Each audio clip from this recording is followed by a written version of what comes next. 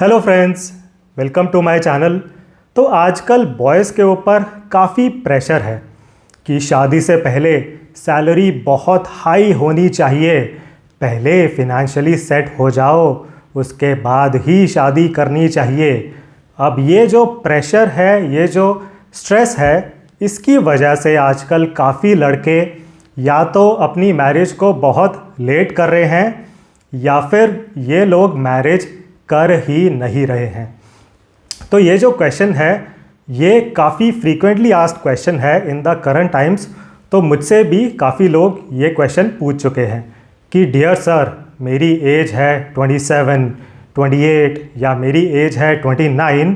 Sir, अब बहुत confusion है मेरे दिमाग में, क्या मुझे पहले शादी कर लेनी चाहिए या फिर क्या मुझे पहले सेट हो जाना चाहिए एंड क्या मुझे सेट होने के बाद शादी करनी चाहिए। तो ये क्वेश्चन काफ़ी लोग पूछ चुके हैं एंड इस क्वेश्चन का मैं आपको एक बहुत ही डिटेल्ड आंसर प्रोवाइड करने वाला हूँ इन टुडेज़ वीडियो। तो चलिए स्टार्ट करते हैं। तो पहले हम बात करते हैं about our great corporate culture. तो देखिए, अभी रियलिटी ये है कि कॉरपोरेट में कोई भी सेट नहीं है। देखिए, आपको एज अ 28 ईयर ओल्ड ऐसा लगेगा कि जब आप 35 के हो जाएंगे तब आप सेट हो जाएंगे। देखिए, कॉरपोरेट में अभी इतना रायता फैला हुआ है, ना तो लोग 35 में सेट हैं। 35 में तो क्या सेट होना था, 45 वाले भी सेट नहीं हैं। एंड आप अपनी कंपनी में किसी मिड लेवल लीडर से बात कर सकते हैं। तो 45-42 के आसपास के जो लोग रहते हैं, they are in mid level leadership. तो ये जो लोग हैं ये भी दुखी हैं, ये भी अपना कहीं ना कहीं कंपनी स्विच करने की तैयारी कर रहे हैं। तो अपने जूनियर्स के सामने ये लोग बड़ा झूठ बनते हैं, that you should try to be the best employee, try to be the employee of the month. But reality ये है कि इन लोगों की लाइफ में भी पूरा चरस घुला हुआ है, ये लोग भी सेट नहीं हैं।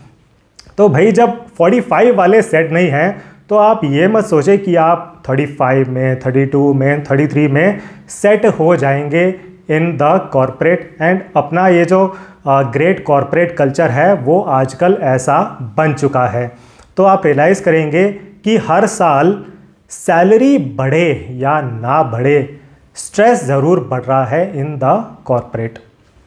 तो अगर आप लोगों से बात करेंगे, मैं कह सकता हूँ 90% से ज़्यादा लोग अपनी सैलरी से दुखी हैं। उन्हें लगता है कि सैलरी कम है एंड कॉरपोरेट कंपनी ज़्यादा सैलरीज पे आउट नहीं कर रही हैं। This is a fact. अब ये तो है painful reality of the current corporate culture. अब आगे बढ़ते हुए हम बात करते हैं अबाउट द सोसाइटी का माइंडसेट। तो देखिए, सोसाइटी की एक ऐसी मेंटल कंडीशनिंग हो चुकी है कि अच्छा, जो लड़का है ना भाई, फिनांस तो उसी का डिपार्टमेंट है। तो अगर घर के फिनांसेस की बात करें तो भाई, घर के फिनांसेस तो लड़के का ही डिपार्टमेंट होते हैं।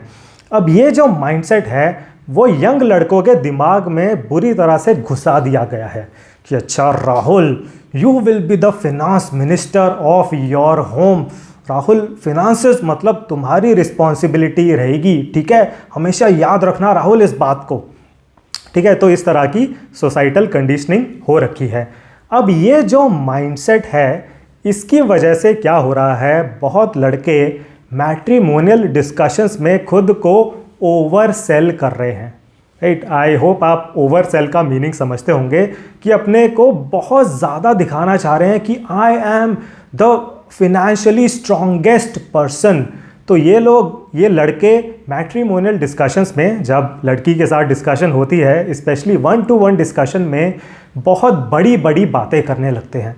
तो शायद उस लड़के की सैलरी रहेगी 1 lakh rupees per month, but वो ऐसा बोलेगा कि देखो dear Isha, my salary is 1.5 lakh rupees per month. Isha, हम शादी के बाद पारी जाएंगे, पारी जाएंगे, हम स्विट्ज़रलैंड जाएंगे। ईशा, हम एक बड़ी सी SUV खरीदेंगे, बन जा तू मेरी रानी, मैं तेनू महल दवा दूंगा ईशा। तो इस तरह की बड़ी बड़ी बातें करते हैं ये लड़के during the matrimonial discussions. And एक तरह से ये जो लड़के हैं वो खुद अपने ऊपर प्रेशर डाल रहे हैं इस तरह की बातें कर करके। तो उन्हें लगता है कि वो जो लड़की है वो इन बातों को सुन के इम्प्रेस हो जाएगी एंड बस वो कहने लगेगी कि हाँ हाँ मैं शादी करूँगी तो राहुल से ही करूँगी, उसके अलावा मैं किसी से नहीं करूँगी। तो इस तरह का माइंडसेट है in a lot of boys and उसके पीछे रीज़न है द ग्रेट सोसाइटल कंडीशनिंग जो हो रखी है ऑफ यंग इंडियन मैन। तो इस तरह से ये जो लड़के हैं खुद के ऊपर प्रेशर डाल रहे हैं एंड बहुत ज़्यादा खुद को ओवर सेल कर रहे हैं। अब देखिए ये एक बहुत ही बड़ी मिस्टेक है एंड ऐसा आपको बिल्कुल नहीं करना है। मैट्रिमोनियल डिस्कशंस में बिल्कुल भी आपको ओवर सेल नहीं करना है। तो आपको करना क्या है, अब हम सॉल्यूशंस स्टार्ट करते हैं, the most important part of this video. तो पहली चीज़ जो आपको करनी है भाई, ये जो अल्फ़ा मेल वाला माइंडसेट है ना कि अच्छा अल्फ़ा मेल रहेगा, वो करोड़ों रुपए कमाएगा, money will be his responsibility only, ये जो अल्फ़ा मेल वाला माइंडसेट है उसको आप डस्टबिन में डालें, पहली चीज़।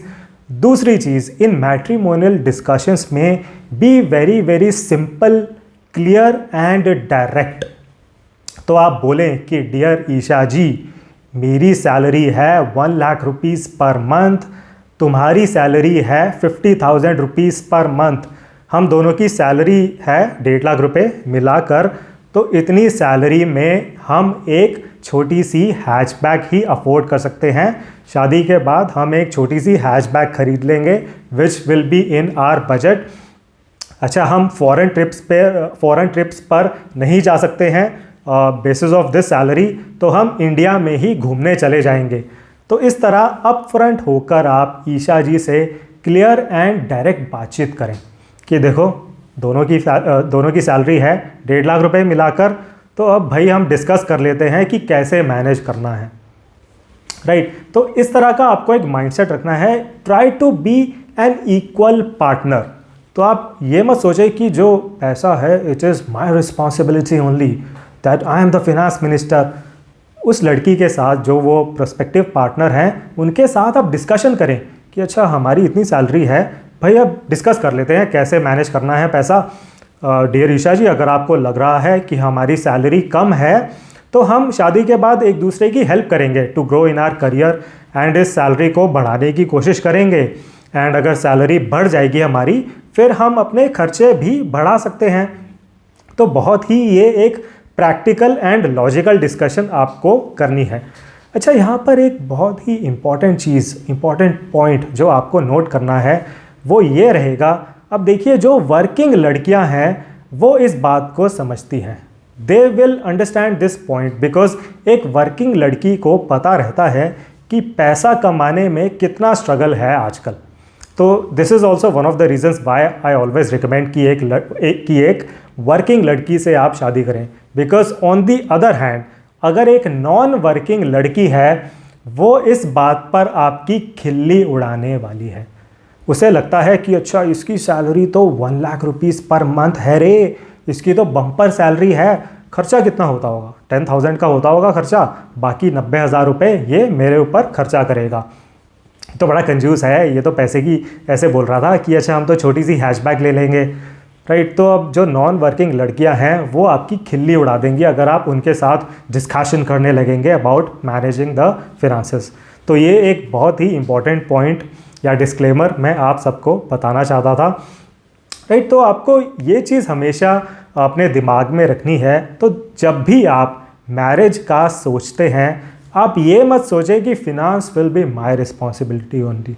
ये एक टीम वर्क रहता है between the husband and wife, and आप क्लियर डिस्कशन करें with that prospective partner, with the girl जिसके साथ आप शादी की प्लानिंग कर रहे हैं, जिसके साथ आप शादी करने का सोच रहे हैं। पूरा जो भी फैक्ट्स हैं वो put it on the table, जिसे कहते हैं कि I was putting all the facts on the table, that मेरी सैलरी 1 लाख है, तुम्हारी 50,000 है, भाई 1.5 लाख से अब हम डिस्कस कर लेते हैं कि हमें क्या करना है, कहाँ खर्चा करना है, कैसे सेव करने हैं पैसे।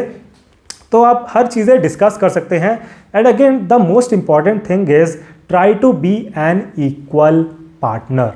ये रहेगा यहाँ पर सबसे इम्पॉर्टेंट पॉइंट, सबसे important keyword in this video is try to be an equal partner.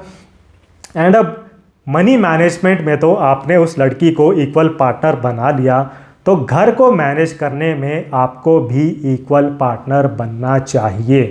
And देखिए, घर मैनेज करने की अगर हम बात करें, एंड यहाँ पर I will be talking about urban cities में मिडिल क्लास पॉपुलेशन, राइट। अब अर्बन सिटीज़ में जो मिडिल क्लास लोग हैं उनकी अगर हम बात करें तो देखिए, घर का काम लड़कियां नहीं करती हैं।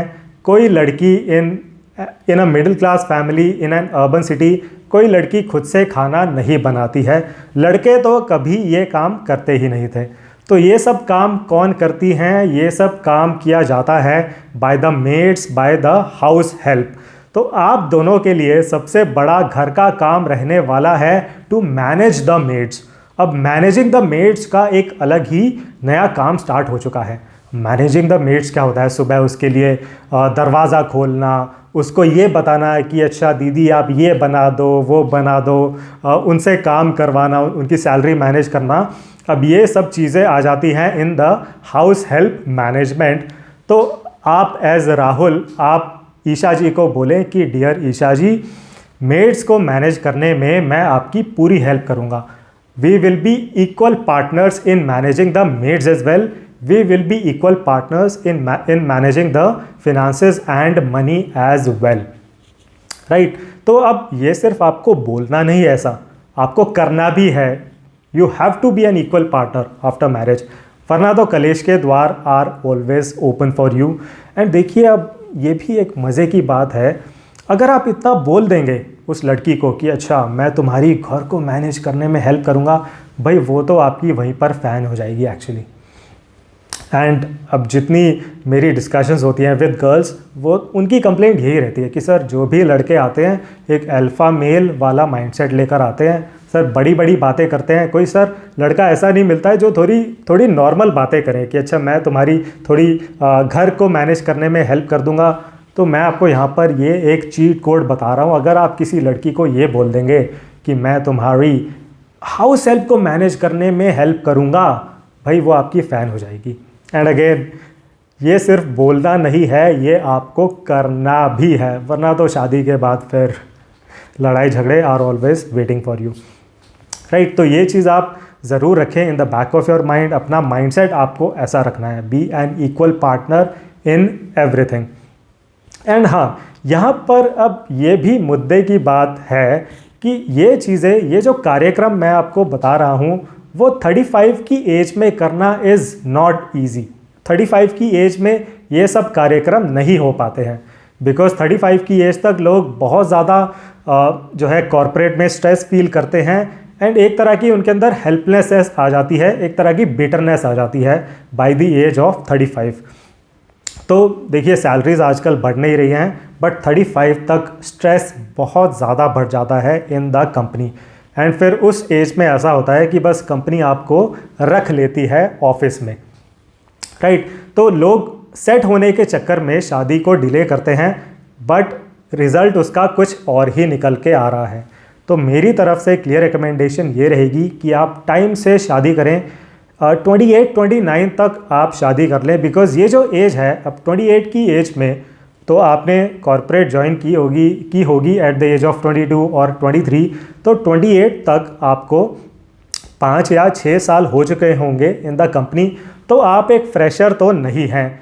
एंड मिड लेवल मैनेजमेंट से आप अभी काफ़ी दूर हैं एट 28। तो ये मैं कहूँगा एक स्वीट स्पॉट है जब आप शादी कर सकते हैं एंड आप अपनी शादी को भी टाइम दे सकते हैं। तो again, get married on time. 28-29 तक शादी कर लें, अपनी मैरिज को अच्छे से जमाएं, अपनी कैमराडरी को, अपनी केमिस्ट्री को विद द वाइफ, उसको अच्छे से जमाएं। उसके बाद जब आप एक बार शादी में अच्छे से जम जाते हैं, उसके बाद आप दोनों एक दूसरे का हेल्प कर सकते हैं to grow personally as well as financially. तो फिनेंशियली भी आप बहुत ग्रो कर सकते हैं after if you are in a happy marriage, and personal level पर भी आप काफ़ी ग्रो कर सकते हैं। तो आई होप जो भी मैंने पॉइंट्स डिस्कस किए आज के वीडियो में आपको काफ़ी प्रैक्टिकल लगे होंगे। And again, thank you very much for watching this video. See you in the next one.